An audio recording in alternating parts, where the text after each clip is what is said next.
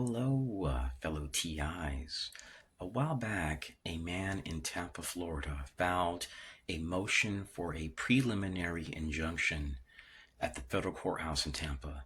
That motion made it where Americans no longer had to wear a mask during COVID. That could be utilized to create change within the system and to challenge agencies which violate our constitutional rights and target us systematically, then conceal it due to their status as being a CIA contractor or Citizens Corps program in Texas and so on. When you look at what happened to President Trump during the Russian hoax, you will see that the FISA court had targeted him. They put him on a list, wrote him off. Now, eventually he figured out that our most trusted agencies were behind this. Imagine what could happen to you if you were not a well-known politician. I asked DeepSeek AI to tell me what were the potential outcomes, and this is what I got. There are many TIs which have gone to police, sheriffs, constables, sheriff's associations, CIA, NSA, DHS, FBI, and they slam phones on you guys.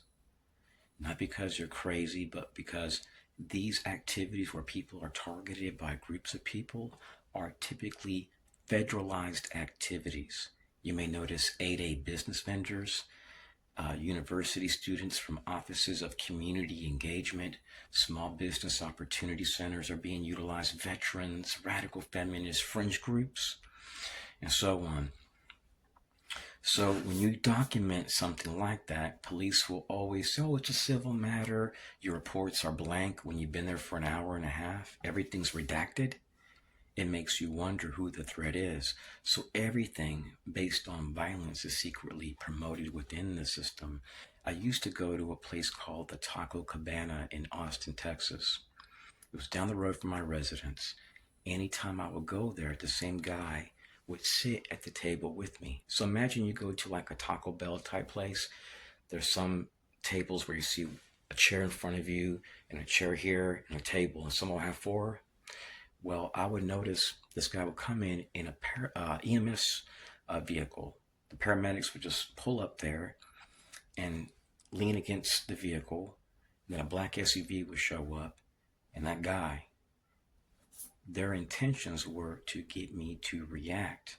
And when I would walk out, I would see them do this, like they were mad. They were trying to entrap me. They were harassing me all over the place. So the enemy was trying to promote violence. They would walk up to me, whistle in my face in bathrooms, at urinals, in school, in classrooms. The people which were spotted at a car accident where someone did a hit and run, they were right behind me. And when I went to police were like, we're not going to file a report. They would show up supermarkets where I walked before I even arrived at places, they were there. And I noticed the entire time issues with my phone, email accounts being closed down, snapshots being taken from my phone remotely. I have videos by the hundreds where my phone is on my bed, turned off, and they would boot back up any phone that I owned. So this is very real. And there were times, fellow TIs, I would take walks and get harassed. It still could happen still. There's times that I had weird experiences with veterans. So after sharing with you guys what DeepSeek AI says are the potential outcomes of being placed on a list through FISA, it makes you wonder, are there other degrees of targeting where people could be punished severely or even maybe experimented on under the guises of research or revenge? I don't know. Since federal laws mandate that anything that is coming from a federal agency has to be classified, if you're harassed every single day by defense contractors or any component of the federal government, by law, police have to redact those reports. So if they have to redact those reports, that means there's no investigation. And I'm one of the few citizens in this country which can prove that this is happening in every state, in that Department of Justice, county attorneys, police, sheriffs, deputies, Municipalities, even politicians and congressional affairs groups have turned a blind eye to these types of activities and won't investigate them because it's a matter of national security. So, could you imagine all the false flags that have happened in our country over this? And if anything goes wrong due to these activities, do you think that your CIA Inspector General or DOJ, Pam Bondi, is going to say anything? Of course not. It's classified. They can go to jail or prison because we have unconstitutional laws placed where they're forbidden to even expose these activities. So if anything happened in a place like, let's say you're eating with your family and some guy walks in and whistles in your face and walks out, he parks his car and does that, that footage would be classified and it would be your word against theirs, even if it happened 45 times a day. They're using like NLP strategies based on neurolinguistic programming, street theater, role players, classic conditioning tactics based on systematic mobbing and harassment. See, surveillance is based on a team effort. These actions based on discretionary actions at times, covert action, even black ops, aren't about stopping terrorism or promoting national security. When it's systematic, it's done to create mental instability in hopes of promoting violence. And what they do is they use many different people. So they take shots at you and the people never expect somebody to react. But the desire of the perpetrator is to conduct these black operations where it doesn't come back to them.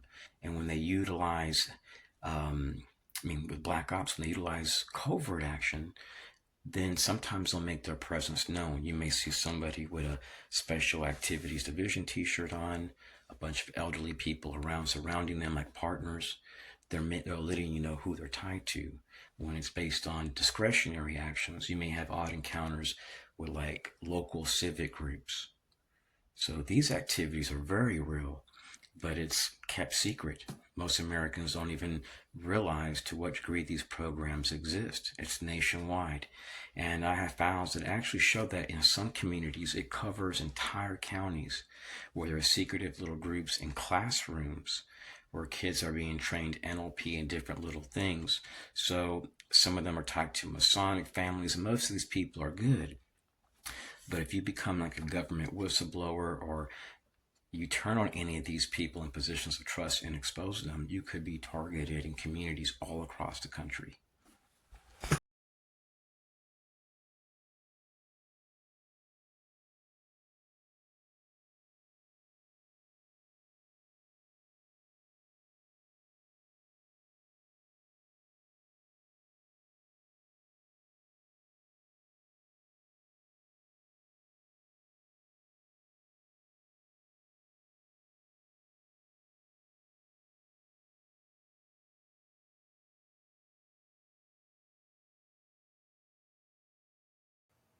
Well, Catherine Herridge got a whistleblower who's saying, I don't think they're telling you the truth.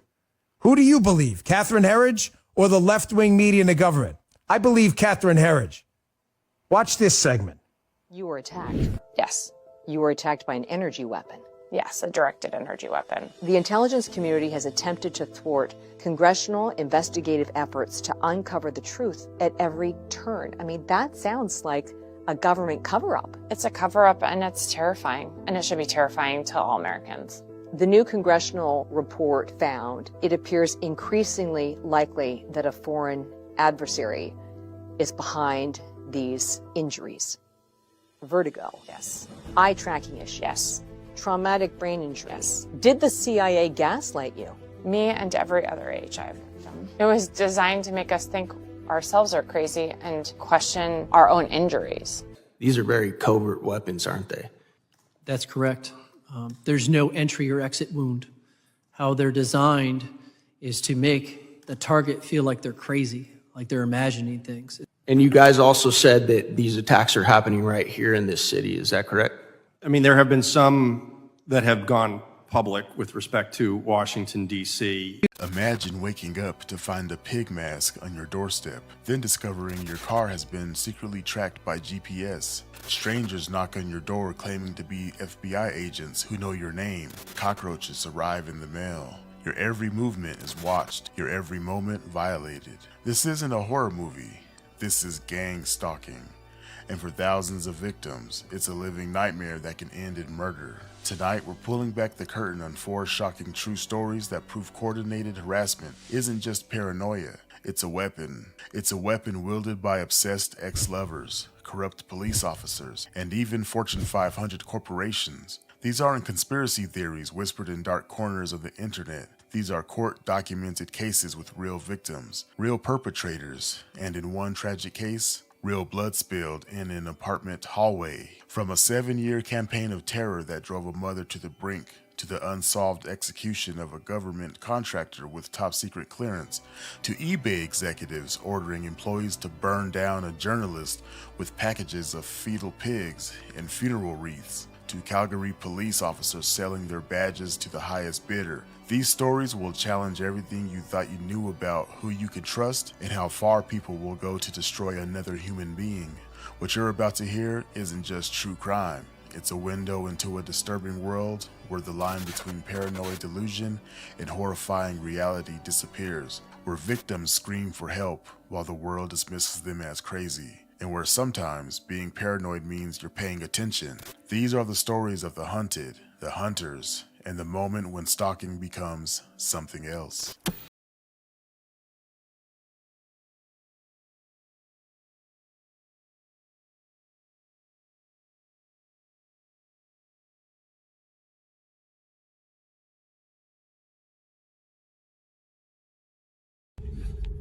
Just a little while ago, I was doing research on a contractor that I had an issue with, which is employed by a defense contractor, which has made over $1 billion in CIA and DoD contracts.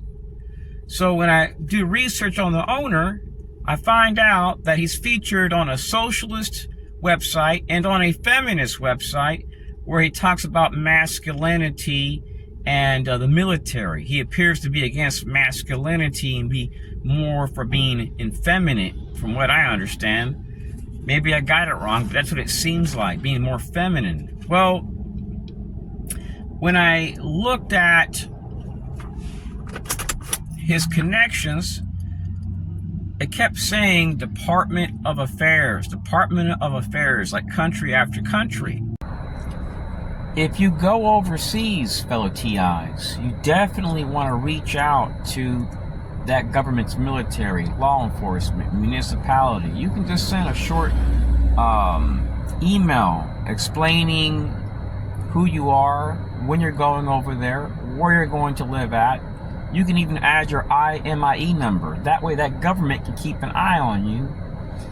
And by reaching out to that government's Department of Affairs, local municipality, local police, people will see that you have nothing to hide and that you're being sincere.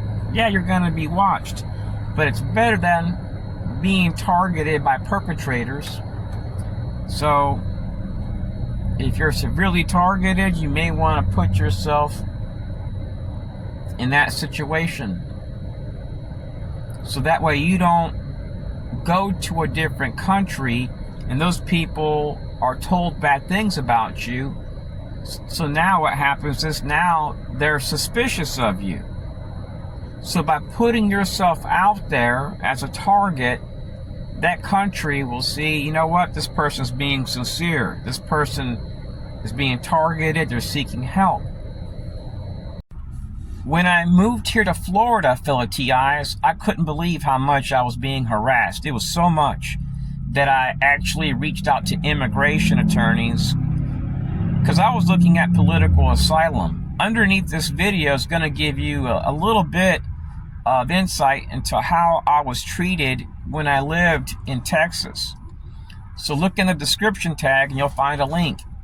I've been in this now since 1996, and in Texas, the local FBI field office had agents which would harass me at doctor's offices. I have proof where you actually see them there and the FBI field office. I have videos where you see Northern Command, all types of stuff, fellow TS, radical feminists, community engagement groups, Israelis. Don't hate these people, fellow TIs, but when you get the money, look at leaving. God bless.